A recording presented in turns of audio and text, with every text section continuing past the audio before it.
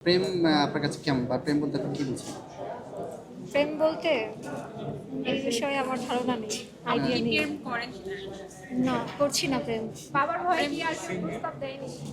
বাবার ভয় না দিয়েছে, বাট আমি তো এখন বড় হয়েছি, আমি তো বুঝি কোনটা আমার জন্য ভালো, কোনটা আমার জন্য খারাপ। যদি ভালো কিছু পাই অবশ্যই করবো। আপু ইনস্ট্যান্ট যদি আপনার সামনে কেউ আসে আপনাকে যদি প্রপোজ করে আপনার রিয়াকশনটা কি হবে?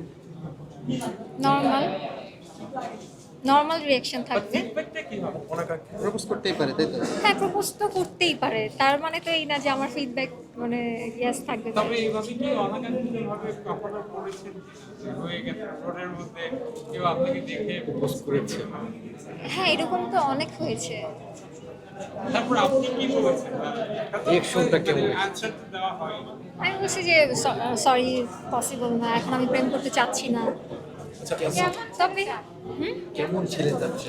পাত্র হিসেবে কেমন ছিল? পাত্র হিসেবে একদম ভদ্র ছেলে চাই। ভদ্র। হ্যাঁ, কি কি গুণ থাকতে হবে তার? তার অনেক কেয়ার করতে হবে, আমাকে অনেক প্যাম্পার করতে হবে, আমাকে রেসপেক্ট করতে হবে, তার সুন্দর ব্যক্তিত্ব থাকতে হবে, এই তো। কিন্তু আপনি তো বললেন আপনি প্রেম করতে চান না। এখন চাই না, যদি এরকম কি কোনো কাউকে ভবিষ্যতে যদি এরকম কাউকে পাই তাহলে তো অবশ্যই করব।